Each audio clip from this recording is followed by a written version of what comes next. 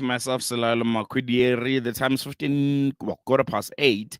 And we'll be now having a very, very important conversation around those remarks made by Donald Trump on a takeover of Palestine and all the indigenous people of Palestine, Palestinians, the people of Gaza, being shipped to the rest of the Middle East out of their homes.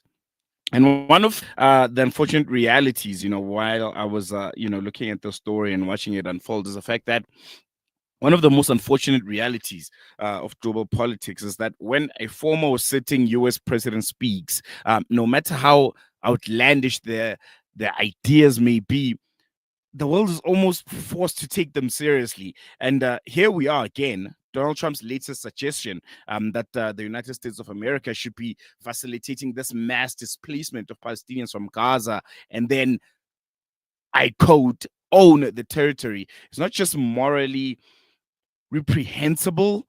It's a geopolitical disaster waiting to happen. The idea reeks of neo-colonial arrogance, outright war crimes, and a fundamental misunderstanding of Middle East dynamics. But how does Trump justify this? Who exactly supports it? And what would such a move mean for the region, no matter how outlandish and crazy it might seem? And to help us unpack this reckless proposal and its implications, we're joined by Zeenat Adam. She's a former diplomat and international relations strategist specializing in the Middle East. Zeenat, assalamu alaikum. Jazakallah so much for joining us. Welcome to Salamida. Really appreciate you giving us your time this morning. Thank you for having me on this important topic. Pleasure's all ours. I think first and foremost, let me pick your brain. When you first heard Trump's plan for Gaza, what was your immediate reaction? I'm sure it was, if it wasn't so painful, we would be laughing about it. It's absurd, but it isn't something new. And I think that this is what the world needs to recognize is that the Israelis have been pushing for this for a number of years. We know that the mass displacement of Palestinians took place from 1917 during the Balfour Declaration. We know that there was forced removal of Palestinians from their villages from 1948 with the Nakba.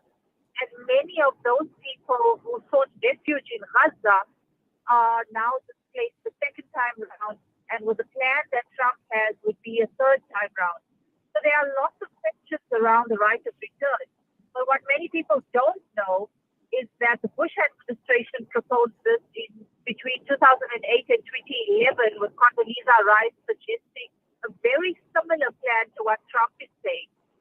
And now we know that Trump is the type of person that is looking at real estate development and sees this as prime property. His son-in-law, Jared Kushner, just a few months ago was on an interview saying that this would be the new Mediterranean Riviera. The plans that they have and what Trump is trying to do is to entice the Arab world to pay for this, is to essentially build another Dubai on the graveyard of Palestinians and of a genocide. And one thing which was really also concerning to look at is the fact that Donald Trump claims that there are regional leaders in the Middle East who are supporting this idea. From what you've seen, I'm sure that's not true at all. Have you seen any signs that anyone in the Middle East actually backs this kind of proposal? I think what Trump is trying to say is that he will strong arm them into doing whatever he decides. And that's certainly possible given the relationship with the United States, the dependencies. So, for example, the Jordanians and the Egyptians are highly dependent on the American mobility and economic support.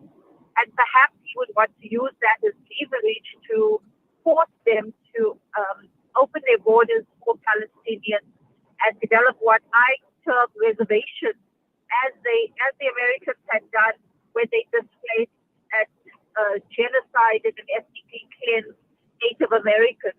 So it's a very similar program that they have. Now, the Jordanian king will be visiting Trump next week. We don't know how those discussions will go. This type of plan that Trump is proposing can be very destabilizing for the Jordanians and for the Egyptians, bearing in mind that they are suppressing an entire population who are unsatisfied with the positions that their governments have taken, not just in relation to the genocide of Palestinians, but also in terms of economic reform, in terms of development of their own country. The Jordanians host a number of Palestinians. 70% of their own population are Palestinian descent. And during the genocide, we saw mass uprisings against the government because of the stance that they took that was closely aligned to Israel. I want us to take a quick break, just a short stinger. But then when we come back, I want to touch on the fact that we all know that Donald Trump is very arrogant. He prides himself as being a deal maker. But on this plan specifically, how likely would it break almost every diplomatic effort in the region? Someone might think of the Abraham Accords and U.S. relations with key allies like Saudi Arabia and Egypt, as you mentioned. So I want to touch on that, if it is feasible, realistically, it's feasible, or this is, just Trump warmongering again and just saying all kinds of absurd things because he knows it's going to get the attention of the media and it's going to please, the likes of Benjamin Netanyahu. But we'll touch on that after this short break. Rejuvenating media day by day. This is Salam Media.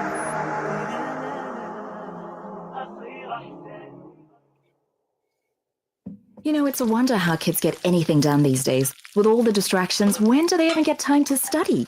As a mother, all I can really do is make sure they have all they need to perform at their best. That's why I choose to include Sunfoil, triple refined pure sunflower oil with every meal I make. Naturally cholesterol-free and approved by the Heart and Stroke Foundation as part of a balanced eating plan. So whether I'm cooking, frying, or baking, I know every dish will be a wholesome one. Sunfoil, now we're cooking. Discover the Africa of your dreams and surround yourself with her spectacular beauty. Relax beneath her serene sunsets and explore wildlife at its natural best. It's where the pride of Africa comes together. The Kwantu Private Game Reserve. Get to know the Big Five or cruise on an elephant safari game drive. Interact with lion and tiger cubs and enjoy world-class halal cuisine while we pamper you during your 5-star stay. Indulge in the true African experience. For reservations, call now on 042-203-1400 or visit kwantu.co.za. The Kwantu Private Game Reserve, the place of gathering. They say breakfast is the most important meal of the day, yet many children go to school hungry because of poverty. Penny Appeal South Africa's Breakfast Club aims to get a warm, hearty meal to underprivileged children so they can spend their day prospering in their schoolwork. Help feed a needy learner for only 5 Rand a day or 150 Rand a month. Or visit our website www.pennyappeal.org.za or call 031 1100 573 to find out how you can donate. Penny Appeal South Africa. Small change, big difference.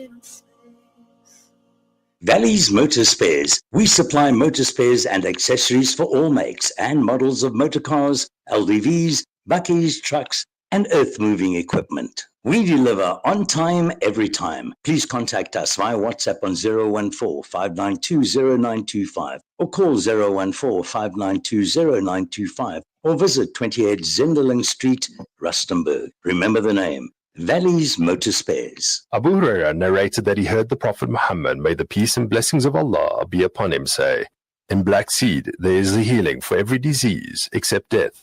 This Ramadan, experience the health benefits of this ancient blessed seed by using the Tib Black Seed range. Black seed assists the body to boost immunity, regulate blood sugar levels, reduce inflammation, and act as a potent antioxidant. Experience a holistic approach to health by introducing the Tib Black Seed range into your Ramadan routine. Available in capsules, pure cold-pressed oil, and a vapor rub.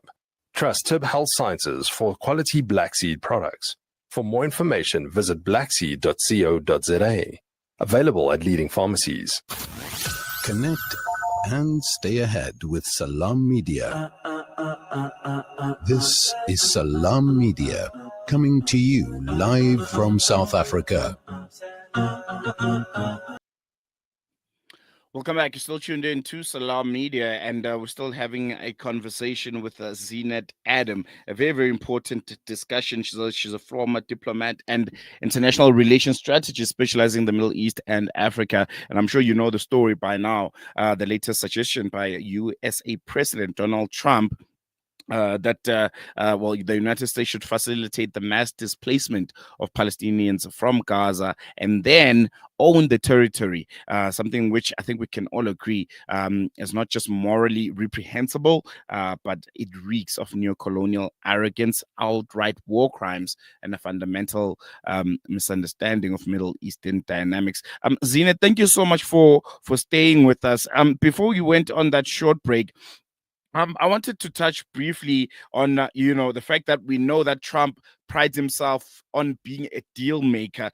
But this plan would likely blow up every diplomatic effort in the region. One looks at the recent ceasefire in Gaza. What happens to the Abraham Accords in this case? And as you touched on briefly, the U.S. relations with key allies like Saudi Arabia and Egypt, which he mentioned should be taking Palestinians and the people from Gaza after this takeover, which is facilitated by the U.S., ultimately takes place. So there's a few things that I think we need to concentrate on. The first is there's no consultation with the Palestinians as to what they want and as to their own political agency and their self-determination. That seems to be set aside, and that, to me, speaks of absolute dehumanization of the Palestinian people. There is zero consideration of what their future would be. The second issue, when you talk about the Abraham Accords, now we'll remember in Trump's first administration, his first visit was to Saudi Arabia, and his entire premise was around the normalization deals, and he was hoping to deliver on that. But instead, what he delivered on was handing over Jerusalem to Israel in absolute violation of the international laws, the UN Security Council agreement that East Jerusalem would be the capital of Palestine. Now he's looking at this annexation of Gaza in cahoots with the Israelis. And the Saudis have come out saying that they will not accept something like this. And the only time that they would look at a normalization with Israel was if there was the recognition of a Palestinian state. That is what their statement says. But at the same time, we don't know how he would look at a deal with MBS. I think it is at a very critical and dangerous stage if any of the Arab states decide to work hand in hand with Trump on a deal like this, decide to fund a deal like this, and create some kind of a beach resort in Gaza. The reason being is that this is part of Israel's expansionist policy, and we know that Israel is incurring heavily the West Bank and expanding its genocidal campaign into the West Bank, into Jenin, into Ramallah and other areas. We know that they have annexed parts of Syria. We know that they have been at war and annexing parts of Lebanon. And their expansionist plan means that they are looking at owning land from the Nile River until the Euphrates. So there's no country in the Arabian Peninsula that would be safe from this expansionist policy if they do decide to work with the Israelis and the Americans. It means conceding to such a plan that is in the long term the idea that they would all lose parts of their land. And speaking of land, just in closing, I would like to bring it a bit closer to home. Beginning of this week, Donald Trump himself has taken aim at South Africa's land redress. efforts by our president, the land expropriation law, which President Cyril Ramaphosa signed a few weeks ago. And then just a few days after, you have this kind of response when it comes to the people of Gaza. He took aim at South Africa, saying we're expropriating land from minorities. The US should be cutting funding to South Africa, and our diplomatic, ties with the US are right now seemingly in a freezer, if I can put it that way. But then, he goes out and says something as outlandish as driving the people of Gaza out of their land, the indigenous people out of their land. What do you make of that double standard? Looking at the two scenarios, and the president of America being at the heart of them. It's not really a double standard. It's white supremacy. He's speaking in favor of the white supremacists who are now afraid that their land is going to be expropriated, not having read the bill itself, not understanding that it is about redressing those kind of atrocities that were perpetrated against the South African natives, and trying to have some kind of reparation to what has happened to us.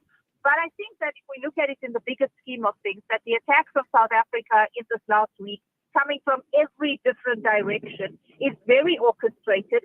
And if we put it into the context of our actions at the ICJ in particular, I think we shine a spotlight on how irritated the United States and Israel are with South Africa, and they will use every means possible and every alliance possible to try and target South Africa until South Africa caves to their desires. And I think you make a very, very important point that this is an orchestrated move, because of obviously the case at the ICJ, South Africa being head and shoulders above everyone when it comes to advocating for Palestine. But as a former diplomat, looking at the current state of affairs, from a South African government's point of view, what would be the most correct response to this? What would be the most correct response to the USA? The fact is they're still a very, very important strategic economical partner, for South Africa. But, the kind of rhetoric, the messaging they've been sending is very unpalatable. I think that the approach of the South African government is going to be very diplomatic, and they're going to be using their envoys at various platforms to try and bridge that gap and provide the Americans with some kind of assurances as to what our policies are, but at the same time, not to allow for the United States to have that kind of influence over our own domestic policy. No country would allow an outside country to determine what its domestic policies are. But I think trying to get the Trump administration to actually understand what the expropriation bill is about, trying to bridge those gaps that we have with the Americans, trying to assert the AGOA plan, and work through instruments such as the G20 and others that we are a part of, would certainly go a long way in trying to have a diplomatic solution to this mess. No, definitely. I think we're going to leave on that note. Zeenat, always a pleasure having you on Salam Media, and for your wonderful insights on the geopolitical affairs. But we're going to leave it here for now. Really appreciate it. Thank you so much. Shukran. There you go. That was former diplomat and international relations strategist, Zeenat Adam. She specializes in Middle East and Africa. And yeah, I think that's one thing which is interesting for me. And I think Zeenat coined it so well, that this is just white supremacy and protecting white supremacy, for the mere fact that Trump took aim at South Africa for our land expropriation law and bill that President Cyril Ramaphosa signed into place. And I can tell you for sure, Donald Trump didn't read that bill, or any of his advisors. He was just shooting from the hip based on the propaganda that a very, very small white minority here in South Africa is pushing out. Because, well, finally, their privileges and that they have had from the previous regime, the apartheid regime, is finally being challenged. There's redress, which is supposed to happen. Millions and millions of Black South Africans and South Africans of color who have been oppressed for hundreds of years, finally, after 30 years, have some light when it comes to the issue of land here in South Africa, where there should be redress. Land was taken away from people. A lot of privileged people of other races, mainly white, based in this country, always, smirk driving past townships and, little squatter camps in South Africa's cities, and they would have their noses up without understanding that those people that you see there on that highway, those townships that you look so down upon and you frown upon, well, this is a result of a Group Areas Act, which did one thing and one thing only, which was take people away from their land, from vast amounts of land that they owned, that they had a right to as indigenous people of this country, and push them to squalor, literally. Now that gets challenged, and a very small, very racist, very anti-progressive white minority here in South Africa goes crying to Donald Trump, who is doing something even worse. He says we want to move the people of Gaza out of there. We want to build a resort. Hey, imagine that. This place has been your home for thousands of years. Your family has history that goes thousands of years in a particular place. You've born there, your great-great-parents. You can trace it down to 3 or 4 or 5 generations. This is your soil. It's who you are. And someone in America just decides, yeah, your time is up here. We want to build a ski resort and fancy holidays on a land that defines who you are as a human being. And that's the guy that, that very small, minute, racist, white South Africans wants to cry to say we are being oppressed in South Africa. That guy that wants to push people out of their land, literally says, Egypt, Jordan, someone take these guys. We want to build resorts here. We want to build swimming pools and fancy, holiday destinations. This is just crazy, man. I'm going to take a quick break. When we come back, News and Views continues.